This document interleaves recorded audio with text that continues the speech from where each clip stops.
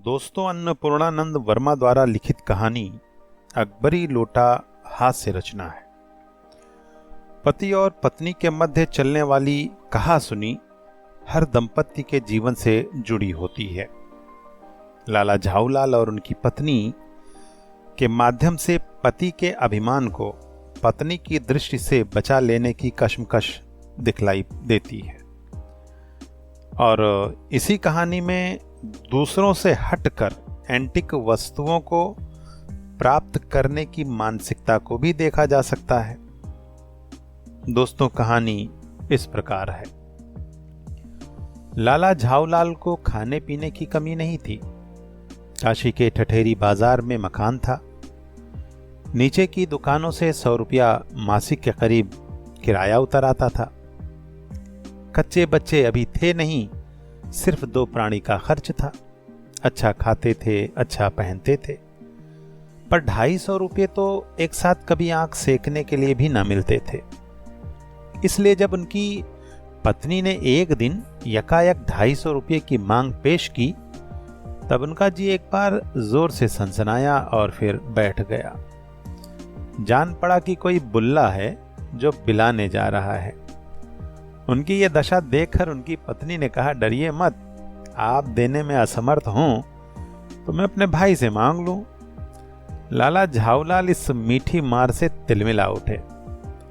उन्होंने किंचित रोष के साथ कहा, अजी हटो, 250 रुपये के लिए भाई से भिख मांगोगी? मुझसे ले लेना, लेकिन मुझे इसी जिंदगी में चाहिए। अजी इसी सप्ताह में ले लेना। सप्ताह से आपका तात्पर्य 7 दिन से है या 7 वर्ष से? लाला झाऊलाल ने रोब के साथ खड़े होते हुए कहा, आज से 7वें दिन मुझसे 250 रुपये ले लेना। मर्द की एक बात। हाँ जी हाँ, मर्द की एक बात।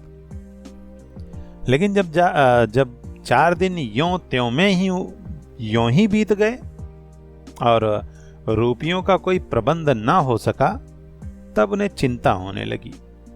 प्रश्न अपनी प्रतिष्ठा का था, अपने ही घर में अपनी साख का था। देने का पक्का वादा करके अब अगर ना दे सके तो अपने मन में वो क्या सोचेगी, उसकी नजरों में उनका क्या मूल्य रह जाएगा। अपनी वाहवाही की सैकड़ों गाथाएं उसे सुना चुके थे। अब जो एक काम पड़ा तो चारों खाने चित्त हो रहे। ये पहली ही बार उसने मुंह खोलकर कुछ रुपयों का सवाल किया था। इस समय अगर वे दुम दबाकर निकल भागते हैं तो फिर उसे क्या मुंह दिखाएंगे? मर्द की एक बात, ये उसका फिक्रा उनके कानों में गूंज गूंज कर फिर गूंज उठता था। खैर, एक दिन और बीता। 5वें दिन घबराकर उन्होंने पंडित बिलवासी मिश्र को अपनी विपदा सुनाई। संयोग कुछ ऐसा बिगड़ा था कि बिलवासी जी भी उस समय बिल्कुल खुख थे। उन्होंने कहा कि मेरे पास हैं तो नहीं, पर मैं कहीं से मांग जांच कर लाने की कोशिश करूंगा, और अगर मिल गया तो कल शाम को तुमसे मकान पर मिलूंगा। ये शाम आज थी, हफ्ते का अंतिम दिन। कल 250 रुपया या तो गिन देना है या सारी हेकड़ी से हाथ धोना है। यह सच है कि कल रुपया न पाने पर उनकी स्त्री डामल फांसी न कर देगी। डामल फांसी मतलब उम्र कैद की सजा। केवल जरा सा हंस देगी, पर वो कैसी हंसी होगी?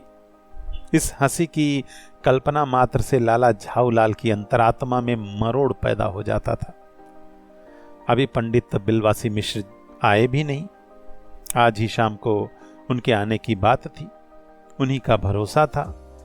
यदि ना आए तो, या कहीं रुपये का प्रबंध वे ना कर सके तो?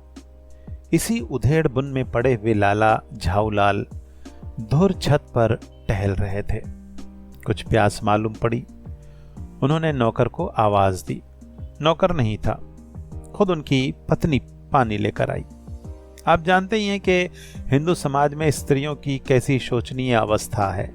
पति नालायक को प्यास लगती है तो स्त्री बेचारी को पानी लेकर हाजिर होना पड़ता है।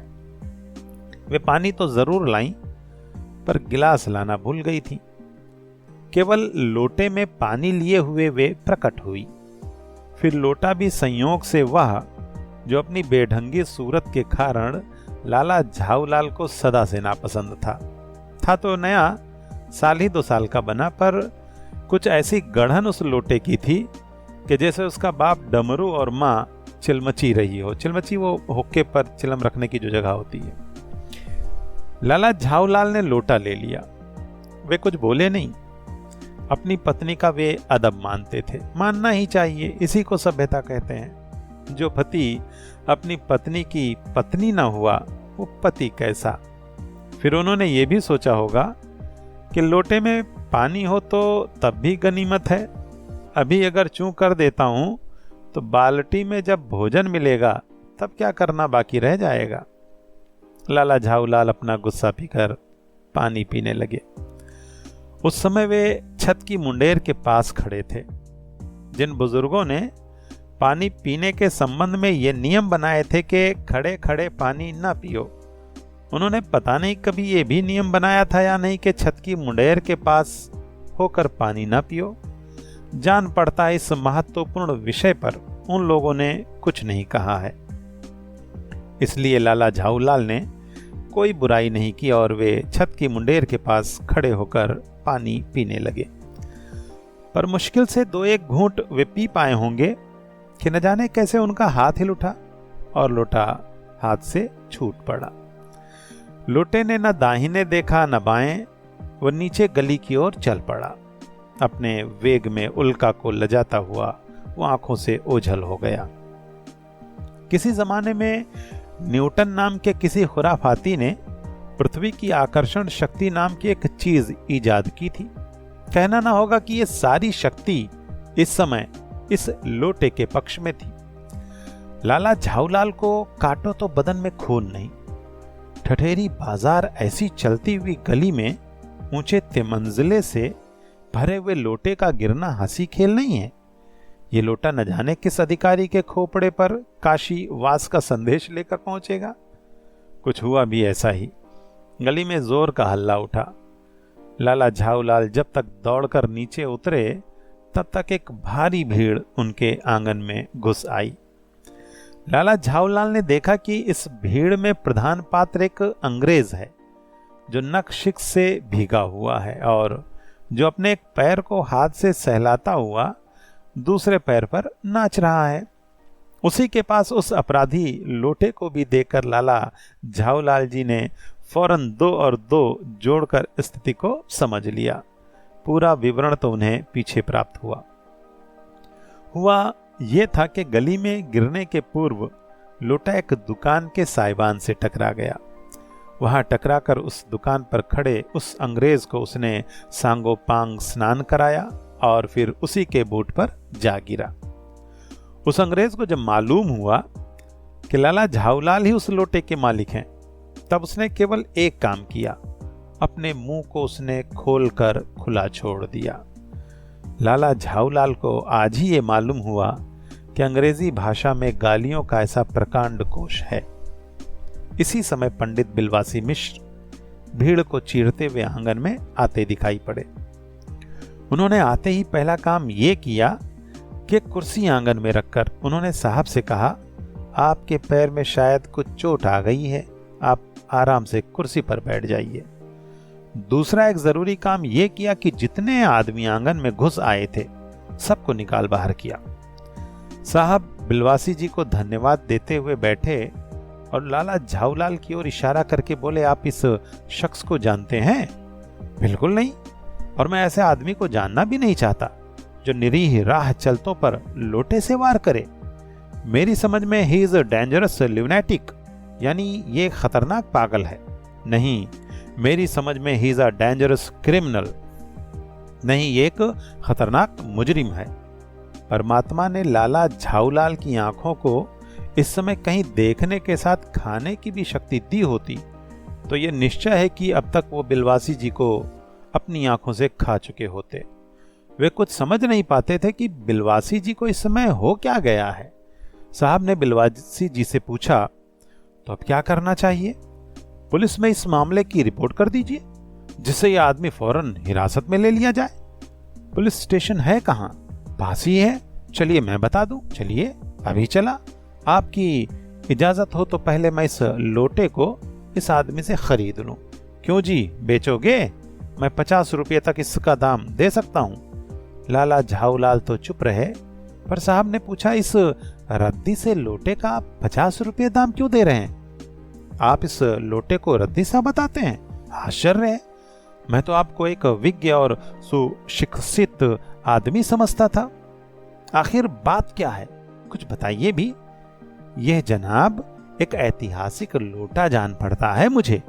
पूरा विश्वास है कि यह वो प्रसिद्ध अकबरी लोटा है जिसकी तलाश में संसार भर के म्यूजियम परेशान है। यह बात? जी हाँ जनाब, 16वीं शताब्दी की बात है। बादशाह हुमायूं शेर शाह से हार कर भागा था और सिंध के रेगिस्तान में मारा मारा फिर रहा था। एक अवसर पर प्यास से उसकी जान निकल रही थी। उस समय एक ब्राह्मण ने इसी लोटे से पानी पिलाकर उसकी जान बचाई थी।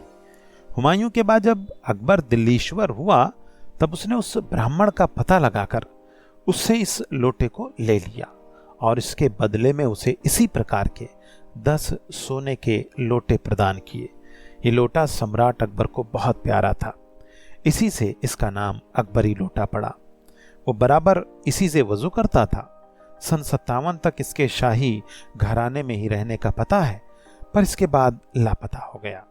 कलकत्ते के म्यूजियम में इसका प्लास्टर का मॉडल रखा हुआ है। पता नहीं ये लोटा इस आदमी के पास कैसे आया।